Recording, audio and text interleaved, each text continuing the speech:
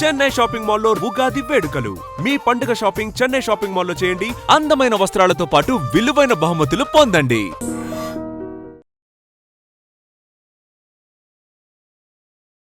నమస్తే, నేను Kavitha. Welcome to I dream news and నిజాలు. భారతదేశ ప్రధానమంత్రి నరేంద్ర మోదీ ఇజ్రాయెల్ పర్యటనని ముగించుకున్నారు. 2 రోజుల పర్యటనలో భాగంగా అటు మంత్రివర్గంతో పాటుగా పార్లమెంట్లో కూడా ఆయన ప్రసంగించారు. దీంతో పాటుగా హెక్సగాన్ ఆఫ్ అలయన్స్ మీద సంతకాలు కూడా అవుతున్నాయి. దానికి సంబంధించి బోల్డ్ అని చర్చలు కూడా జరుగుతున్నాయి. బట్ పాకిస్తాన్ మాత్రం దాని మీద ఎందుకని అభ్యంతరం వ్యక్తం చేస్తోంది. ఇజ్రాయెల్ పర్యటన ముగియగానే భారతదేశానికి ప్రధానమంత్రి చేరుకుంటారు.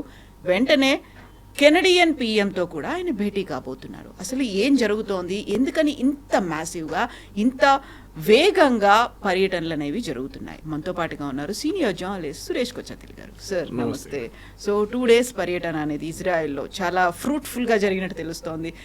బెంజమిన్ నెతన్యాహు ఒక మాట అన్నారు, నాకు మిత్రుడి కంటే ఎక్కువగా ఆయన చాలా సోదరుడు అనేటువంటి ఒక మాట. కరెక్ట్. ఎందుకంటే ఇండియా ఇజ్రాయెల్ ఒక రిలేషన్షిప్ నిన్ననో మొన్ననో మొదలు కాలేదు. ఆల్మోస్ట్ ప్రధానమంత్రి మాట్లాడుతూ వాళ్ళ పార్లమెంట్ నెసెట్లో అన్నారు ఈ మాట. 2000 సంవత్సరాల కన్నా ఎక్కువ మనకు ఒక రిలేషన్షిప్ ఉందనేది మనకు తెలిసింది. ఆ టైంలో చాలా మటుకు జ్యూస్ మర్చెంట్స్ మలబార్ వైపు వచ్చి స్పైసెస్ కొనుక్కెళ్తుండే. అది చాలా దేశాల నుంచి వస్తున్న వీళ్ళు కూడా వచ్చారన్నమాట టైంకి. తర్వాత మనకు తెలిసిందే జ్యూస్ మీద జరిగిన అత్యాచారాలతోనే చాలా మటుకు ఈవెన్ సెకండ్ వరల్డ్ వార్ తర్వాత కూడా చాలా మటుకు జ్యూస్ పారిపోయారు అక్కడిక్కడి నుంచి. దానికన్నా ముందు ఫస్ట్ వరల్డ్ వార్లో కూడా వీళ్ళందరూ చాలామంది వచ్చి సెటిల్ అయిన ఒకటే కంట్రీ ఇప్పుడు కూడా ఇజ్రాయెల్ టెక్స్ట్ బుక్స్లో ఉంది. అది the only country to offer safe stay for juice was India అని ఒకటే దేశం. సో దాంట్లో చాలామంది ముంబై, కేరళ, దాని తర్వాత నార్త్ ఈస్ట్. ముంబై జ్యూస్ ఉన్నారు, దాని తర్వాత వాళ్ళు బగ్దాదీ జ్యూస్ కూడా అంటారు. వాళ్ళు కొంతమంది కల్కటాలో కూడా ఉంటారు. కొచ్చిన్లో జూ టౌన్లో సెటిల్ అయిన జ్యూస్ని కొచ్చినీ జ్యూస్ అంటారు. దాని తర్వాత నార్త్ ఈస్ట్లో ఉన్నది బెనే ఇజ్రాయలీ జ్యూస్ అంటారు వీళ్ళని. సో కోస్టల్ ఏరియాస్కి వచ్చి సెటిల్ అయ్యారు వాళ్ళందరూ. ఆ north east of course was not coastal, but they went to north east. తర్వాత లాస్ట్ ట్రైబ్స్ ఆఫ్ ఇజ్రాయెల్ అంటారు వీళ్ళని. సోలమన్ టైం నుంచి ఉందన్నమాట. సో ఏదో నిన్ననో మొన్ననో మనకి ఇజ్రాయెల్కి రిలేషన్షిప్ కాదు. ఇన్ఫ్యాక్ట్ అరబ్ కంట్రీస్తోన మనకి ఫర్ ఎగ్జాంపుల్ ఒమాన్ లాంటి రాష్ట్రాలతో ఉన్న సంబంధాలు, యుఏఈతో ఉన్న సంబంధాలు కూడా దానికి కొన్ని సంవత్సరాల తర్వాతే వచ్చింది. First we had ties with Israel. In fact Maharaja అని పేరు మర్చిపోయాను, గుజరాత్ నుంచి ఉన్న మహారాజా, జామ్నగర్ మహారాజా, ఆయన పోలిష్ పిల్లలకి ఆ టైంలో మన కాన్సన్ట్రేషన్ క్యాంప్స్ నుంచి, గ్యాస్ చేంబర్స్ నుంచి బయటకు వచ్చిన కొన్ని పిల్లలు ఎస్కేప్ అయ్యారు. వాళ్ళ అమ్మ నాన్న అంతా గ్యాస్ చేంబర్లో చంపేశారు జర్మన్ ఆర్మీ, హిట్లర్ వాళ్ళని. ఆ టైంలో వాళ్ళు పారిపోయి భారతదేశానికి వచ్చినప్పుడు ఒక స్కూల్ కట్టారు ఆయన. ఇజ్రాయెల్లో కూడా ఒక స్కూల్ కట్టారు తర్వాత. ఆయన స్టాచ్యూ ఒకటి ఇప్పుడు రీసెంట్లీ ఇజ్రాయెల్లో ఒక టౌన్లో ఇజ్రాయలీ గవర్నమెంట్ ఆవిష్కరించారు. దాని చాలా మటుకు మనకు సంబంధాలు చాలా ఉన్నాయి. సో మనకి ఏదో అండ్ వన్ కామన్ థింగ్ మనకి ఇజ్రాయెల్కి ఏంటంటే, మోదీ గారు చెప్పారు కూడా, ఇజ్రాయెల్ రికగ్నైజ్ చేసిన రోజే మోదీ గారు పుట్టారు. భారతదేశం సెప్టెంబర్ 17, 1950. తో ఈ సెలబ్రేషన్ భారతదేశానికి ఇజ్రాయెల్కి మీరు అర్థం చేసుకోవాలి. మనం ఎంతో ప్యాలెస్టైన్తో తిరిగినాం చాలా మట్టుకు. ఇందిరాగాంధీ టైం నుంచి, దానికన్నా ముందు నెహ్రూ టైం నుంచి, Rajiv Gandhi, even Narasimha Rao time, and Yasser Arafat కూడా చాలాసార్లు భారతదేశానికి వచ్చారు. Designated terrorist. సరే, if one man's freedom fighter is another man's terrorist అంటారు. మీరు హఫీజ్ సయీద్ గురించో లేకుంటే వీళ్ళ గురించి అనేటప్పుడు ఇజ్రాయేలీ అథ్లీట్స్ని చంపిన వాళ్ళు ఇదే పాలెస్టైనియన్ టెర్రరిస్ట్. మ్యూనిక్ ఒలింపిక్ గేమ్స్లో మన అందరికి తెలిసిందే. ఎల్ఆల్ ఎయిర్క్రాఫ్ట్ హైజాక్ చేసింది ఒకసారి, వీళ్ళు ట్రై చేశారు. దాని తర్వాత పానామ్ హైజాక్ చేశారు. ఎయిర్ ఫ్రాన్స్ హైజాక్ చేశారు, ఉగాండాకి తీసుకెళ్ళిన ఆపరేషన్ అప్పుడు రెస్క్యూ చేశారు, ఆపరేషన్ థండర్బోల్ట్. సో ఇజ్రాయెల్ అనేది ఒక రాష్ట్రం మనలాగానే ఎప్పుడు చూసినా వాళ్ళ మీద టెర్రరిస్ట్ దాడి నడుస్తూనే ఉంటుంది. భారతదేశానికి కూడా అదే ఉంది. మోదీ గారు అదే అన్నారు, we face the same thing. మీ మీద అప్పుడు జరిగిన 4 సంవత్సరాల ముందు జరిగిన October 7th అటాక్ హమాస్ నుంచి, ఆ అటాక్ లాగానే మా 26/11 కూడా అట్లనే ఉంటాయని చెప్పి మోదీ గారు రిమైండ్ చేస్తారు. దాంట్లో హబాద్ హౌస్ మీద ముంబైలో దాడి చేసి అక్కడ కూడా టెర్రరిస్ట్ దిగారు చూడండి. వాళ్ళు చాలా క్లియర్గా టార్గెట్ చేసుకున్నారు పాకిస్తానీ టెర్రరిస్ట్. ఏదో హోటల్కి వెళ్ళడమో ఏదో బిల్డింగ్కి వెళ్ళడం కాకుండా ఇజ్రాయేలీ కల్చరల్ సెంటర్ మీద కూడా దాడి చేసి అక్కడ ఉన్న రాబాయి వాళ్ళ ఫ్యామిలీని చంపారు, వాళ్ళ అబ్బాయి ఒకటే బయటపడ్డారు. సో అట్లాంటి దాంట్లో మనకు we have a shared relationship. మనకి రష్యా తర్వాత అన్నిటికంటే స్టేబుల్గా ఉన్న ఒక పార్ట్నర్ టెక్నాలజీలో ఇజ్రాయెల్, డిఫెన్స్ టెక్నాలజీలో. కార్గిల్ వార్ టైంలో కూడా ఇజ్రాయెల్ ఎక్కువ మాట్లాడరు, అలా డిఫెన్స్ పర్చేసు డిఫెన్స్ అమ్మడం అంతా యూఎస్తో లింక్డ్ ఉంటుంది ఎప్పుడు. ఎందుకంటే చాలా మటుకు వాళ్ళ టెక్నాలజీని డెవలప్ చేసింది యూఎస్లో, కానీ దాని మ్యానుఫ్యాక్చర్ కూడా యూఎస్లో జరుగుతుంది. ఎందుకంటే ఇజ్రాయెల్ దగ్గర మ్యానుఫ్యాక్చరింగ్ కెపాసిటీ అంత లేదు, ఇప్పుడు వచ్చింది అనుకోండి, ఆ టైంలో లేకుండా. ఇజ్రాయెల్ చాలా మటుకు టెక్నాలజీలో they are way ahead of us, even US. వాళ్ళ రీసెర్చ్ అండ్ డెవలప్మెంట్ అనే one of the best in the world. అది మీరు అగ్రికల్చర్ ఉండొచ్చు, డిఫెన్స్ ఉండొచ్చు, బయోటెక్నాలజీ ఉండొచ్చు, ఏదైనా. I met so many Israeli scientist, ఇక్కడ కాన్ఫరెన్సెస్లో కలుస్తుంటాను, బయో ఏషియా లాంటి కాన్ఫరెన్స్, దానికన్నా ముందున్న కాన్ఫరెన్స్లో కూడా. వాళ్ళ R&D చూస్తే మనం అసలు వీఆర్ నోవేర్. మనం ఇప్పుడు స్టార్టప్స్ గురించి మాట్లాడుతున్నాం, స్టార్టప్ కల్చర్ వాళ్ళకి ఆల్రెడీ ఉంది. అది చిన్న చిన్న కంపెనీలు, they produce amazing work. Agriculture ఆలోచించండి, మన దగ్గర చిత్తూరు కడప రీజియన్లో రెయిన్ షాడో ఏరియాస్ ఉంటుంది, వర్షమే పడదు అక్కడ ఎక్కువ. కుప్పం దాంట్లో ఒక ఏరియా వస్తుంది, చంద్రబాబు నాయుడు గారు అక్కడిని తీసుకొచ్చారు ఇజ్రాయెల్ నుంచి అగ్రికల్చర్ సైంటిస్ట్ తీసుకొచ్చి. ఆలోచించండి, ఎస్ వాళ్ళ, ఎందుకంటే వర్షం లేని చోట్ల ఆలోచించండి, వాళ్ళు మొత్తం అగ్రికల్చర్లో they are one of the leading countries in the world.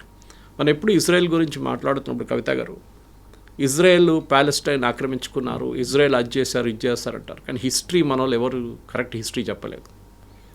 In fact Israel, ఇప్పుడున్న ఇజ్రాయెల్ని అప్పుడున్న అరబ్ వాళ్ళు అమ్మేసి వెళ్ళిపోయారు.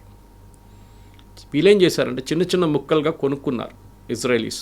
అండ్ ఇజ్రాయలీస్ ట్రేడింగ్లో నంబర్ 1. మీకు తెలిసింది, మనం షైలాక్ నుంచి స్కూల్లో చదివాము, అప్పటి నుంచి యూఎస్కి వెళ్తే ప్రతి మీడియా హౌస్ జ్యూస్ చేతిలో ఉంటుంది mostly. Leading business men are all Jews. Okay, but Israel నుంచి రావాలని లేదు. There are Polish Jews, there are German Jews, there are Ukrainian Jews, Russian Jews, French, German, చాలామంది ఉన్నారు Jews. So they come from different countries అనమాట. So వాళ్ళు కొనుక్కున్నారు ఈ land. అప్పుడు మొత్తం it was like a desert. మన దగ్గర థార్ డెజర్ట్ ఎట్లా ఉంటుందో అట్లానే ఒక డెజర్ట్ ఉండేది, అక్కడ ఏం లేదు. అరబ్స్ అన్నారు ఇక్కడ ఏముంది ఏం లేదని చెప్పి వచ్చిన డబ్బులు తీసుకొని వాళ్ళు వెళ్ళిపోయారు. దాని తర్వాత మనందరూ తెలిసింది టర్నింగ్ పాయింట్ ఇజ్రాయెల్కి వచ్చిందంటే 6 Day War. ఈ 6 Day Warలో ఈజిప్ట్, జార్డన్, సిరియా, మిగతా Arab countries and even Palestine కలిసి అటాక్ చేశారు ఇజ్రాయెల్ని, అందరు కలిసి ఆ టైంలో. I think Golda Meir was the prime minister then. ఎంత బాగా డిఫెండ్ చేసుకున్నారంటే ఇజ్రాయెల్ అంటే, దాని తర్వాతనే వాళ్ళకి ఎక్కువ ఏరియాస్ వచ్చింది. In fact even Benjamin Netanyahu, even Golda Meir చెప్పారు ఆ famous speech of hers, if there was no 6 Day War there would have been no Golan Heights with us. Golan Heights మేము పట్టుకున్నాం. ఇప్పుడు రాదు ఇట్లాంటి చాలా మటుకు ఏరియాస్ జార్డన్ దగ్గర ఉండేసి ఇప్పుడు కూడా మనం అర్థం చేసుకుంటలేం. ఇజ్రాయెల్ కన్నా ఎక్కువ ప్యాలెస్టీనియన్ టెరిటరీ ఎవరి చేతిలో ఉందంటే one is Egypt, other is Jordan. వీళ్ళు ఆక్యుపై చేసుకున్నారు చాలా మటుకు ప్యాలెస్టీనియన్. వాళ్ళు మాట్లాడలేదు దాని గురించి. ఈ 6 Day Warలోనే ఇదంతా బయటకు వచ్చింది. ఎందుకంటే గోలాన్ హైట్స్ ఒకవైపు పట్టుకున్నారు వీళ్ళు, ఒకవైపు వెస్ట్ బ్యాంక్ వైపు నుంచి వీళ్ళు కాన్కర్ చేసుకున్నారు కొంచెం ఏరియా ఇజ్రాయెల్కి ఎక్స్పాన్షనిస్ట్ మోడ్ అనేది ఒక టైంలో ఉండే. కానీ ఇప్పుడు ఇజ్రాయెల్ ఏంటంటే మాకు ఒక రికగ్నిషన్ కావాలి, అది భారతదేశం నుంచి వచ్చిందన్నమాట. భారతదేశం ఒకటే కాదు, మీకు గుర్తుంటుంది అబ్రహాం అకార్డ్ అని చెప్పి అరబ్ దేశాలతోని ఒక పీస్ ఒప్పందం చేయడానికి ఇజ్రాయెల్ చాలా కష్టపడి యూఎస్తో సహా ఆల్మోస్ట్ సైన్ చేశారు. యూఏఈతో సైన్ చేశారు. El Al aircraft landed in UAE. Exactly ఒక వారం తర్వాత ఈ October 7th అటాక్ జరిగింది. ఎందుకంటే సౌదీ అరేబియా సంతకం పెట్టడానికి రెడీగా ఉన్నారు అబ్రహాం అకార్డ్లో ఏంటంటే బేసిక్లీ మీ స్టేట్ ఆఫ్ ఇజ్రాయెల్ రికగ్నైజ్ చేస్తున్నారు. 2 State సొల్యూషన్ అంటే ఇజ్రాయెల్ అండ్ ప్యాలెస్టైన్ వీళ్ళిద్దరూ విల్ బి సపరేట్ కంట్రీస్ అన్నమాట. కానీ అరబ్స్కి అప్పుడు ఒక ప్రాబ్లం, ఇప్పుడు కూడా ఉన్న ప్రాబ్లం ఏంటంటే చాలా మటుకు మన దగ్గర అంటారు సౌదీ అరేబియాకి ప్రాబ్లం లేదు, యూఏఈకి ప్రాబ్లం లేదు, బహ్రెయిన్కి ప్రాబ్లం లేదు, ఖత్తర్కి ప్రాబ్లం లేదు, ఒమాన్కి ప్రాబ్లం లేదు. కానీ మన దగ్గర ఉన్న ఇక్కడ ఉన్న Indian Union Muslim, Jamaate Islamic problem that Israel has no right to exist. Sorry, Israel has the right to exist. Israel Palestinian territories పట్టుకున్నారు కాదు, ఈ టెరిటరీ కొనుక్కున్నారు. మేము ప్రూఫ్ ఇచ్చాను చూడండి మీకు, వాళ్ళ దగ్గర ప్రూఫ్ ఉంది that they bought the land from Arabs. ఇది ఆ టైంలో ఈవెన్ ఆయిల్ కూడా కనబట్టలేదు ఎక్కువ, మనకు 70s తర్వాతనే ఆయిల్ బూమ్ స్టార్ట్ అయింది వెస్ట్ ఏషియాలో. ఇట్లాంటి పరిస్థితుల్లో ఇజ్రాయలీస్ కష్టపడి వాళ్ళ దేశాన్ని కాపాడుకున్నారు. కానీ వాళ్ళ మీద చాలా టెర్రరిస్ట్ అటాక్ జరుగుతున్నాయి. ముందు మీకు గుర్తుంటుంది, car bomb was very common, suicide bombing. దాని తర్వాత వాళ్ళు కొన్ని సెక్యూరిటీ మెజర్స్ డెవలప్ చేశారు. ప్రతి ఇజ్రాయలీ సిటిజన్ ఈజ్ ట్రైన్డ్. 18 కాగానే they have to join the army compulsory. Army అంటే ఆర్మ్ ఫోర్సెస్. 3 సంవత్సరాలు పనిచేసిన తర్వాత దాంట్లో కొంతమందికి వాళ్ళు జాబ్స్ ఆఫర్ చేస్తారు. And Israeli pilots, Israeli army, Israeli navy are the best in the world. US కూడా అంగీకరిస్తారు. ఇప్పుడు వాళ్ళు ఎయిర్ ఫోర్స్, మీరు మన నస్రుల్లాని చంపడమో కానీ, ఇరాన్లో వెళ్ళి చంపడం కానీ, దాని తర్వాత జరిగిన చాలా మటుకు ఈవెన్ ఖతార్ మీద జరిగిన అటాక్, ఇదంతా ఇరాన్ మీద జరిగిన అటాక్ అంతా ఇజ్రాయలీ ఎయిర్ ఫోర్స్ చేస్తారు చాలా మటుకు. And they are the best in the world, దాంట్లో డౌట్ లేదు. వాళ్ళకి చాలా మటుకు హార్డ్వేర్, ఎయిర్క్రాఫ్ట్ మ్యానుఫ్యాక్చరింగ్ కెపాసిటీ వాళ్ళ దగ్గర లేదు. ఆ హార్డ్వేర్ అంతా ఇట్ కమ్స్ ఫ్రమ్ యుఎస్. యుఎస్కి ఎప్పుడు ఎంత వ్యతిరేకించినా కానీ ఇజ్రాయలీ పాలసీస్ యుఎస్కి ఇజ్రాయెల్తో ఉండాల్సిందే. బికాజ్ దే నో ఒక కౌంటర్ బ్యాలెన్సింగ్ ఉండాలంటే వెస్ట్ ఏషియాలో ఇజ్రాయెల్తోనే ఉంటుంది. ఎందుకంటే మీరు చూడండి, Jordan ruled by a family, Saudi Arabia ruled by family, UAE families, Qatar families, Bahrain family, Oman family. అంత డెమోక్రసీ లేదు ఆ ఏరియాలో ఎక్కడ. And Israel is got a democracy. వాళ్ళకున్న ప్రాబ్లమ్స్ వాళ్ళకు ఉంది. బెంజమిన్ నెటన్యాహు మీద కరప్షన్ అలిగేషన్స్ చేస్తారు, అది చేస్తారు. కానీ ఒక మాట గుర్తుపెట్టుకోవాలి మనం, వీళ్ళందరూ వాళ్ళ దేశం మీద ఎప్పుడైనా ఏదైనా అటాక్ జరిగితే, ఎవరైనా దాడి చేస్తే ఆపోజిషన్ పార్టీస్తో సహా వీళ్ళందరూ కలిసి నిలబడతారు. Okay voice. వాళ్ళ ఆపోజిషన్ లీడర్ ఇప్పుడు కూడా వార్ క్యాబినెట్లో ఉన్నారు. They have got a cabinet, war cabinet which prime minister Netanyahu is heading. అది వాళ్ళకి ఆప్షన్. మన దగ్గర చూడండి, ఇవాళ రాహుల్ గాంధీ అంటున్నాడు మోదీ నన్ను భయపడి ఇజ్రాయెల్కి వెళ్ళిపోయాడు. అరే ఇజ్రాయెల్ విజిట్ 6 నెలల ముందు డిసైడ్ చేశారా నాయన, ఇప్పుడు కాదు. ఈ international visits are all decided 6 months 8 months in advance.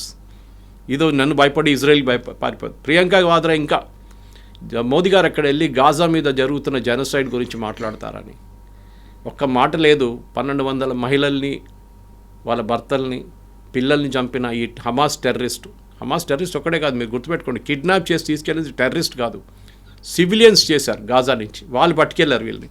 దాంట్లో ఎంతోమందిని లాస్ట్లో 51st బాడీ ఇప్పుడే దొరికింది. ఇజ్రాయెల్కి ఏంటంటే, ఇజ్రాయెల్ సరే వాళ్ళ డిఫెన్స్ పాలసీ మనం దాంట్లో ఇంటర్ఫియర్ చేయలేము. But end of the day మనం అక్నాలెడ్జ్ చేయాల్సి ఏంటంటే they have a right to exist. So మనం దాని నుంచి చాలా లెసన్స్ ఉంది మనకు నేర్చుకోవాల్సింది. కానీ అన్ఫార్చునేట్లీ మన దేశంలో ఆపోజిషన్ పార్టీస్ ఎప్పుడు గవర్నమెంట్ వ్యతిరేకంగానే ఉంటారు. పాకిస్తాన్ దాడి చేస్తే కూడా రాహుల్ గాంధీ అంటాడు ఎన్ని ఎయిర్క్రాఫ్ట్ పోయింది చెప్పండి. అరుణాచల్ ప్రదేశ్లో చైనీస్తో పోరాటం చేసి మన సోల్జర్స్ని కొట్టారని చెప్తారు రాహుల్ గాంధీ. నార్త్ ఈస్ట్లో చేసి అదే అంటారు. ఎక్కడ చూసినా అంతే. కానీ ఇజ్రాయెల్లో it is not like that. ఇప్పుడు ఇజ్రాయెల్ దగ్గర నుంచి మనకు, and that's irony of it Kavitha గారు, first Indian prime minister to visit Israel is Narendra Modi. Narendra Modi గారు ఎప్పుడు వచ్చారు? 2014లో ఎలక్ట్ అయ్యారు. దానికన్నా ముందు ఒక్క ఇండియన్ ప్రైమ్ మినిస్టర్ కూడా ఇజ్రాయెల్కి వెళ్ళలేదు. బికాజ్ మన Israel is the right to exist అని మనం యాక్సెప్ట్ చేయలేదు. మోదీ గారికి ఆ ప్రాబ్లం లేకుండే. బహుశా చెప్పొచ్చు వీళ్ళు రైట్ వింగ్, వాళ్ళు కూడా right wing, okay that's fine. కానీ Israel has the right to exist. And మనకి ఇజ్రాయెల్ కావాలి ఇప్పుడు. ఎందుకంటే చాలా మటుకు మనకి కావాల్సిన టెక్నాలజీ యూఎస్ మనకి ఇయ్యరు, వాళ్ళు అమ్మరు మనకి. Israel is ready to sell the technology to us. So దాంట్లో మనకు అన్నిటికంటే పెద్ద ప్రాబ్లం ఏంటంటే కవిత గారు, మన కోస్ట్ లైన్ చాలా పెద్ద Coast line, almost 900 kilometers. It starts from Bangladesh all the way around, Tamil Nadu నుంచి వచ్చి it goes all the way to Gujarat. అక్కడ దాకా ఉన్న ఈ కోస్టల్ లైన్ని కాపాడుకోవాలంటే మన దగ్గర కెపాసిటీ ఉండాలి. సో అదే మెయిన్ అనమాట. సో ఇండియా ఇప్పుడు చేస్తున్న డిఫెన్స్ దాంట్లో డీల్స్లో ఒకటి, మన డోమ్, ఐరన్ డోమ్ అని చెప్పి వాళ్ళ దగ్గర they have a beautiful capacity. మనం చూసుంటాం. అది అక్కడ హూతీలు మిసైల్ ఫైర్ చేసిన, ఇరాన్ మిసైల్స్ ఫైర్ చేసిన, ఈవెన్ హమాస్ మిసైల్స్ ఫైర్ చేసిన వాళ్ళ దగ్గర ఒక ఐరన్ డోమ్ ఉంది, which even US does not have today. ఇప్పుడు యూఎస్ అంటున్నా మేము గోల్డెన్ డోమ్ పెట్టబోతున్నాం అని చెప్పి ప్రెసిడెంట్ ట్రంప్ పెద్ద గొడవ చేశారు చూడండి గ్రీన్లాండ్ ఇష్యూ వచ్చినప్పుడు. ఇప్పుడు మన దగ్గరికి ఈ సేమ్ ఐరన్ డోమ్ని ఇజ్రాయెల్ మనకి ఆ టెక్నాలజీ ఇవ్వడానికి రెడీగా ఉన్నారన్నమాట. సో దీంట్లో మనం గుర్తుపెట్టుకోవాల్సిందంటే ఐరన్ డోమ్కి 3 కాంపోనెంట్స్ ఉంటుంది, 3 లెవెల్స్ ఆఫ్ డిఫెన్స్ ఉంటుంది అన్నమాట.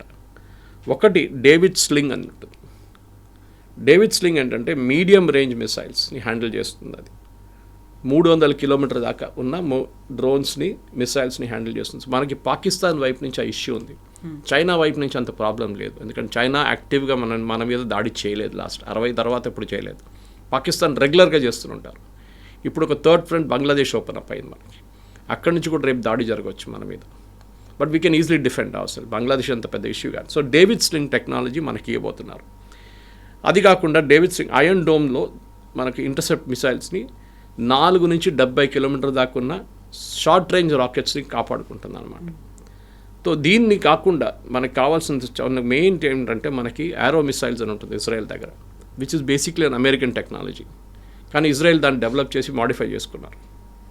ఆ టెక్నాలజీ కూడా మనకి ఇవ్వడానికి రెడీగా ఉన్నారు ఇజ్రాయెల్. సో 3 కాంపోనెంట్స్ అనమాట, David Sling, Arrow and Iron Domes. ఈ ఐరన్ డోమ్లో ఈ మొత్తం టెక్నాలజీ మనం తీసుకొస్తే మన కంప్లీట్ కోస్టల్ ఏరియా మనం హ్యాండిల్ చేసుకోవచ్చు. అది చాలా ఇంపార్టెంట్, ఎందుకంటే మనకి ఇంత పెద్ద కోస్ట్ లైన్ ఉన్నప్పుడు డెఫినెట్గా వీ హ్యావ్ టు, ఎందుకంటే మనకి మీరు చెప్పినట్ల ఆల్మోస్ట్ 15,000 అనుకుంటా, 15,000 నుంచి 16,000 దాకా మనకి ల్యాండ్ బార్డర్స్ ఉన్నాయి. Starting from Pakistan to China across to Bangladesh towards Myanmar. 15,000 kilometres. ఇది మీరు ఫిజికలీ డిఫెండ్ చేయాలంటే చాలా కష్టం. సోల్జర్స్ని ప్రతి టెక్నాలజీ వాడాల్సిందే ఈ టైంలో. అది కాకుండా మీరు చెప్పినట్లు మనకి 7,500 కిలోమీటర్స్ కోస్ట్ లైన్ ఉంది. Again very difficult to defend. మీరు ఎంత సబ్మెరీన్స్ పెట్టినా, ఎన్ని షిప్స్ పెట్టినా కానీ, ఎన్ని ట్రాకింగ్ చేసినా, ఎన్ని రికాగ్నిషన్ చేసినా టెక్నాలజీ కావాల్సింది. ఇజ్రాయెల్ దగ్గర నుంచి నేర్చుకోవాలి. ప్రతి చోట్ల మన మనుషులు పెట్టలేము, మనం టెక్నాలజీ వాడుకోవాలి. So this technology Israel is ready to sell to us. అది కాకుండా మిగతా మిసైల్స్ కూడా మనకు చాలా మట్టుకున్నాయి. ఫర్ ఎగ్జాంపుల్ నేను అది ఎల్బిట్ అనే ఒక ఇజ్రాయలీ కంపెనీ ఒకటి ఉంది, వాళ్ళ దగ్గర కూడా ఒక రఫాల్ ఉంది. But it is Rafael, not Rafale of France. It's different company. వీళ్ళ దగ్గర కూడా ఒక ఐరన్ బీమ్ డెవలప్ చేశారు. దాంట్లో ఐరన్ బీమ్ ఏంటంటే ఇట్స్ లైక్ ఎ లేజర్. ఇప్పుడు మనం S-400 వాడుతున్నప్పుడు రష్యా దగ్గర తీసుకున్నప్పుడు ప్రతిసారి ఇది ఫైర్ చేస్తున్నప్పుడు it cost millions. So but అంత ఖర్చు చేయాలన్నా వద్దా అని ఆలోచించాల్సి వస్తుంది. అటువైపు నుంచి ఒక డ్రోన్ వస్తుందో లేకుండా మిసైల్ వస్తున్నప్పుడు S-400 అక్కర్లేదు. యారో విల్ టేక్ కేర్, మన దగ్గర ఉన్న ఆకాష్ విల్ టేక్ కేర్, చూసుకుంటుంది అది. ఎందుకంటే మనం ఒక దోమని చంపడానికి ఒక సుత్తి తీసుకొచ్చి కొడతాం చూడండి, ఆ కాన్సెప్ట్ అయిపోతుంది ఇఫ్ యూ యూస్ S-400. దేనికి కావాలో దానికే వాడుకోవాలన్నమాట. సో ఆ పరిస్థితుల్లో we have to get this particular ఒక మిసైల్ టెక్నాలజీ మన దగ్గర వాళ్ళు ఐరన్ బీమ్ అని చేశారు. దాంట్లో ఫిజికల్ మిసైల్ లేదు, it's a laser guided missile destroyer అనమాట. దాన్ని ఇప్పుడు ఇరాన్తో జరిగిన గొడవలో వాళ్ళు యూజ్ చేశారు. It worked. ఇంకా కంప్లీట్ డెవలప్మెంట్ కాలేదు, ఆల్మోస్ట్ అయిపోయినట్లు ఉంది ఇప్పుడు. వాళ్ళు ఎక్కువ బయట చెప్పరు ఇప్పుడు. సో దాన్ని మనం we're going to take care, we'll buy అనమాట, కొనుక్కొని వెళ్తున్నాం. దానికి బేసిక్లీ ఒక 100 కిలోవాట్స్ ఒక బీమ్ అనమాట, లేజర్ బీమ్. అది such a strong laser beam. Up to 10 కిలోమీటర్ల దాకా ఏ ఇన్కమింగ్ మిసైల్ వస్తుంటే దాన్ని కొట్టుపడేస్తుంది. సో ఫిజికలీ మీరు ఏం లాంచ్ చేయక్కర్లేదు, you can just switch on the beam like a strong torch light. అది వెళ్ళి కొడుతుంది, దాన్ని వెళ్ళి కొట్టేసి డిస్ట్రాయ్ చేస్తుంది అనమాట. ఇది మనం చేయాల్సింది ఇప్పుడు. సో దీని కాకుండా చాలా మటుకు స్పైస్ 100 గైడెన్స్ సిస్టమ్స్ ఉంది, ఎల్బెట్ ద ర్యాంపేజ్ ఉంది. అది చాలా దగ్గర మిసైల్స్ ఉంది. దాంట్లో కొన్ని మిసైల్స్ మనం రఫాల్ ఎయిర్క్రాఫ్ట్లో వాడుకుంటున్నాం. ఒక మిసైల్ మనం వాడింది very important missile, spice missile అప్పుడు వాడింది మన బాలాకోట్. అదే మిసైల్ వీళ్ళు నస్రుల్లాని చంపడానికి లెబనాన్లో వాడారు. అదేం చేస్తుందంటే ఇట్ విల్ బేసిక్లీ డ్రిల్ చేసుకుంటుంది. Suppose terrorist sitting in the second floor, under ground, even second ఫ్లోర్లో కూర్చున్నాడు. బిల్డింగ్ ఏమో 6 అంతస్తుల బిల్డింగ్ ఉంది. But you know the terrorist groups are sitting second floor. అంటే ఇది డ్రిల్ చేసుకుంటూ వెళ్ళిపోతుంది. 6 to 5, 5 to 4, 4 to 3, 3 to 1 వచ్చి మళ్ళీ ఇంప్లోడ్ అవుతుంది. ఎక్స్ప్లోడ్ కాదు, ఇట్లా ఇంప్లోడ్. అంటే లోపల ఉన్నది మీకేం దొరకదు, బోన్స్ కూడా దొరకదు. ఇట్లా జస్ట్ ఎవాపరేట్ చేసేస్తారు వాళ్ళని. అంత పవర్ఫుల్ బాంబ్. దానికోసం నస్రుల్లా అని అట్లా చెప్పారు. నస్రుల్లా చనిపోయినప్పుడు అలా Lebanese army very clearly said ఆయన మీద ఒక ఇంజరీ కూడా లేదంట బాడీ మీద. ఈ జస్ట్ డైడ్ ఆఫ్ షాక్. అంత టెక్నాలజీ ఇజ్రాయెల్ దగ్గర ఉంది. సో మనం కూడా అది వాడాల్సింది. సో మనకి ఇజ్రాయెల్తో ఎంత ఈ ఆపోజిషన్ పార్టీస్ ఆబ్జెక్ట్ చేసినా కానీ ఇక్కడ ఓట్ బ్యాంక్ పాలిటిక్స్ మన అందరు తెలుసు. వీళ్ళకి గాజా వాళ్ళకి కేరళ ఎక్కడుందో, లేకుంటే పాలస్తీనియన్ వాళ్ళకి కేరళ ఎక్కడుందో, లేకుంటే ఇండియన్ యూనియన్ ముస్లిం లీగ్ ఎవరో, జమాతే ఇస్లామీ ఎవరో వాళ్ళకి ఏం తెలియదు, వాళ్ళు పట్టించుకోరు కూడా. మన వాళ్ళకి ఎక్కడ లొల్లి ఎక్కువ. All eyes on Rafah, save Gaza. Pahalgam జరిగినప్పుడు none of the film stars in Kerala tweeted about it. ఒక్కరు కూడా చేయలేదు. కానీ గాజా మీద దాడి చేసినప్పుడు save Gaza, save children, save లేడ్ ఉమెన్, మన అందరు తెలిసిందే దీస్ ఆర్ టెర్రరిస్ట్ని టెర్రరిస్ట్ లాగానే చూసుకోవాల్సి వస్తుంది మనం. సో ఇప్పుడు సరికొత్తగా ఒక ప్రతిపాదన అనేది వచ్చింది, హెక్సగాన్ ఆఫ్ అలయన్స్ అనేది. సో 6 యాంగిల్స్లో దీన్ని కూడా మేము ట్యాకిల్ చేయబోతున్నాము అనేది. బట్ దాన్ని పాకిస్తాన్ ఎందుకు అబ్జెక్ట్ చేస్తుంది? పాకిస్తాన్ అంతా ఏకమైంది, వాళ్ళు ఒక రిజల్యూషన్ కూడా పాస్ చేశారు, we're opposing this hexagon of alliance అనే దాన్ని. హెక్సగాన్ ఆఫ్ అలయన్స్ అనేది ఇజ్రాయెల్ మోదీ గారు వచ్చే ముందే లాంచ్ చేశారు. I think it was 20th ఎక్కడో లాంచ్ చేసినది. దీంట్లో ఏంటంటే ఇండియా, గ్రీస్, సైప్రస్, కొన్ని Arab countries, African countries against Shia and Sunni adversaries. ఇప్పుడు మీకు ఆన్సర్ వచ్చేసింది. సున్నీ దేశాలు చాలా ఉన్నాయి, షియా ఒకటే ఇరాన్. షియా అండ్ సున్నీ దాని మీద, టెర్రరిస్ట్ గ్రూప్ మీద, అడ్వర్సరీస్ మీద ఒక డిఫెన్స్ మెకానిజం డెవలప్ చేయడానికి హెక్సగాన్ అని చెప్పి ఇజ్రాయెల్ తీసుకొచ్చిన కొత్త కాన్సెప్ట్. దీంట్లో యూఎస్ లేరు. Why Greece and Cyprus? చాలా ఇంపార్టెంట్. మనకు తెలిసింది టర్కీ గ్రీస్ అండ్ సైప్రస్ మీద ఎప్పటి నుంచో దాడి చేసి కొన్ని ఏరియాస్ కూడా ఆక్యుపై చేసుకున్నారు. దానికోసం మోదీ గారు అక్కడ వెళ్ళినప్పుడు ఒక డిఫెన్స్ ప్యాక్ట్ సైన్ చేశారు. దానికే ఎర్దోగాన్ కోపం వచ్చి పాకిస్తాన్తోని వాళ్ళ రిలేషన్షిప్ డెవలప్ చేసుకుంటున్నారు. గ్రీస్కి టెక్నాలజీ లేదు, వాళ్ళ దగ్గర అంత పెద్ద ఆర్మ్ ఫోర్సెస్ లేరు. సో ఇజ్రాయెల్ ఏం చెప్పారంటే రేపు మీరు మీద ఎవరైనా దాడి చేస్తే మేము చూసుకుంటాం. ద ఐరన్ ఈస్ నేటో కూడా అంత హెల్ప్ చేయదు గ్రీస్ని, సైప్రస్ని, ఎందుకంటే నేటోలో టర్కీ కూడా ఉన్నారు. సో ఇజ్రాయెల్ ఏమన్నారంటే ఇప్పుడు we will take care of you, మేము మిమ్మల్ని చూసుకుంటాం, మీ సెక్యూరిటీ మా దగ్గర ఉంది. సైప్రస్ చాలా ఏరియాస్ టర్కీ చేతిలో ఉంది, టర్కీ ఆక్యుపై చేసుకున్నారు. ఈవెన్ గ్రీస్ మీద కూడా ఉంది చాలా మటుకు. సో అట్లాంటి పరిస్థితుల్లో రేపు టర్కీ ఒక్క కాల్ ముందు పెట్టినా కానీ India and Israel will be there to guard, చూసుకుంటారు వాళ్ళ డిఫెన్స్ మెకానిజం. అది మనకు చాలా పెద్ద ఒక ఫుట్ స్టెప్. ఎందుకంటే మనకు యూరోప్లో ఒక ఎయిర్ ఫోర్స్ బేస్ కావాలంటే రేపు సైప్రస్ లేకుంటే గ్రీస్ మనకి ఇస్తారు. అది విచ్ మనం ఇప్పుడు కళల్లో కూడా ఆలోచించలేము. అది అట్లాంటి ఒక రిలేషన్షిప్ మనం డెవలప్ చేస్తున్నాం. సో ఈ హెక్సగాన్ అని రాగానే న్యాచురలీ పాకిస్తాన్ దాంట్లో లేదు. ట్రంప్ పాకిస్తాన్ అది ఇది అంటాడు, ఎందుకంటే ఆయనకు డబ్బులు ఇస్తున్నారు, ఆయన క్రిప్టో కరెన్సీలో వీళ్ళందరూ డబ్బులు పెడుతున్నారు పాకిస్తాన్ ఆర్మీ వాళ్ళు, అదంతా చేస్తారు. ఆయన ఉంటాడు, ఇవాళ 3 సంవత్సరాల తర్వాత వెళ్ళిపోతాడు. దాని తర్వాత ఏం జరుగుతుందో మనకు తెలుసు. అక్కడ దాకా వెళ్ళక్కర్లేదు. ఈ మిడ్ టర్మ్ పోల్స్ ఓడిపోగానే Trump will become very weak. కానీ ఇజ్రాయెల్కి ఏంటంటే ఈ లాంగ్ టర్మ్ ఆబ్జెక్టివ్ వాళ్ళు చూస్తున్నారు. కవిత గారు, లాంగ్ టర్మ్ ఏంటి? ఇప్పుడైతే గాజా ఇష్యూ సార్ట్అవుట్ అయిపోయింది మోర్ ఆర్ లెస్. నెక్స్ట్ ఏంటి? ఎక్కడి నుంచి దాడులు రావచ్చు రేపు? It can be Qatar, Pakistan. ఎందుకంటే ఈ అరబ్ నేషన్స్లో అందరిలాట్లో ఇస్లామిక్ నేషన్స్లో ఒకటే నేషన్ దగ్గర న్యూక్లియర్ అసెట్స్ ఉంది, అది పాకిస్తాన్. అది ఇజ్రాయెల్కి డౌట్ ఉంది, వీళ్ళు ఎప్పుడైనా అమ్ముకుంటారు ఈ టెక్నాలజీ, సౌదీ అరేబియాకో లేకుంటే ఖతార్కో లేకుంటే ఎవరికైనా వీళ్ళు అమ్ముకుంటారు డబ్బుల కోసం. డబ్బులు లేవు వాళ్ళ దగ్గర. ఇవ్వాలే $2 బిలియన్ యుఏఈ నుంచి తీసుకున్న లోన్ది రోల్ ఓవర్ చేశారు, అంటే మీరు తర్వాత కట్టండి రా అని చెప్పేసి వాళ్ళు అగ్రీ చేశారు యుఏఈ. ఆ పరిస్థితిలో ఉన్నారు పాకిస్తాన్. రేపు మిసైల్స్ ఇచ్చేసి nuclear tip missiles, nuclear technology అమ్ముకొని పాకిస్తాన్ డబ్బులు సంపాదిస్తారని ఇజ్రాయెల్కి ఎప్పుడు డౌట్ ఉంటుంది.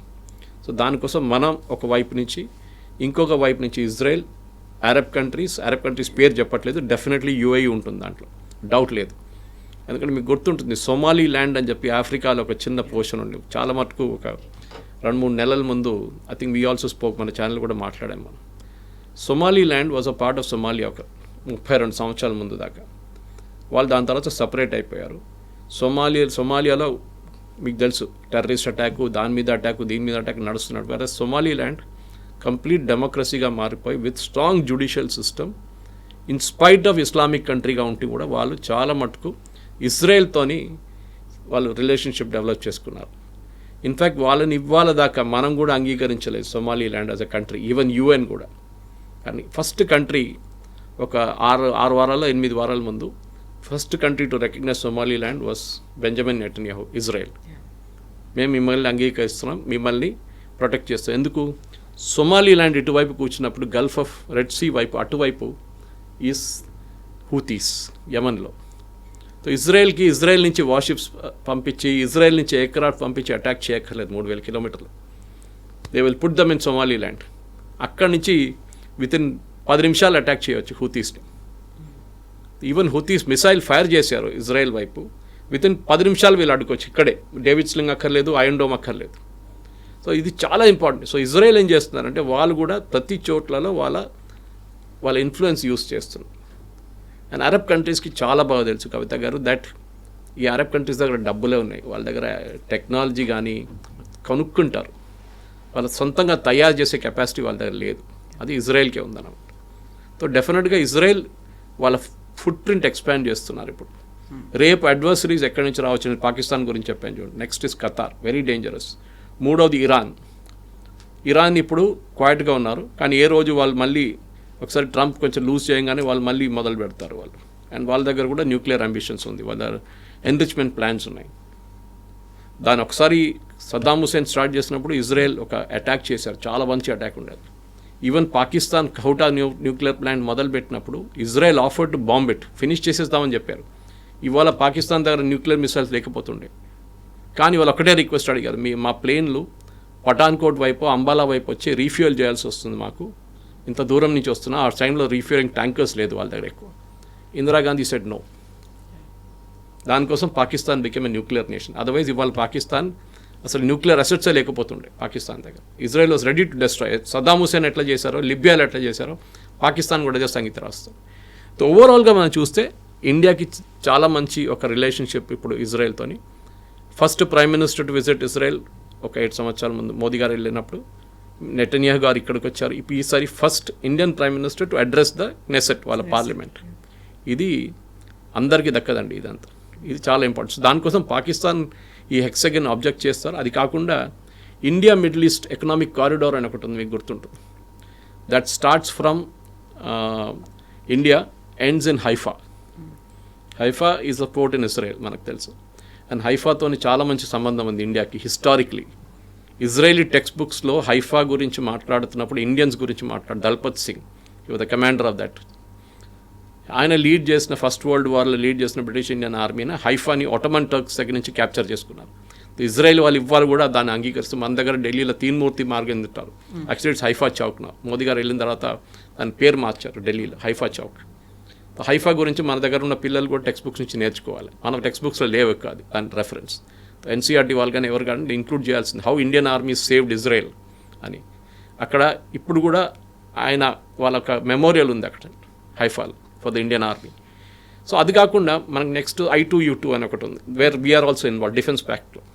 దాంట్లో వేరే ఇజ్రాయెల్ ఉంది అగైన్, అది కూడా పాకిస్తాన్కి నచ్చదు.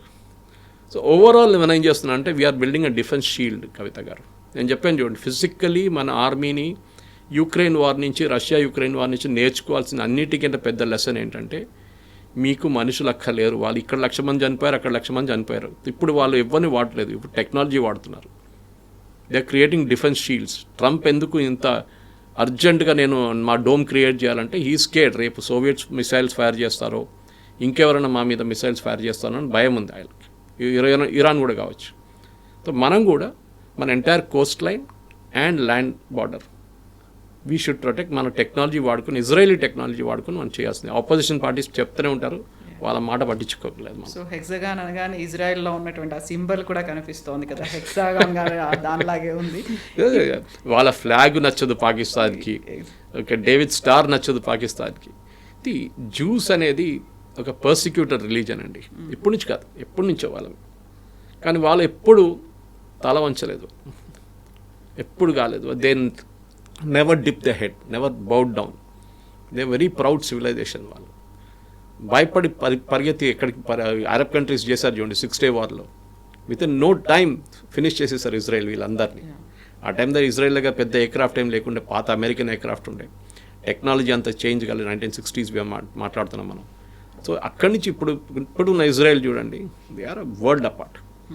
టెక్నాలజీ వైజ్ నేను చెప్పాను చూడండి, health care extremely good in health care, చాలా స్ట్రాంగ్.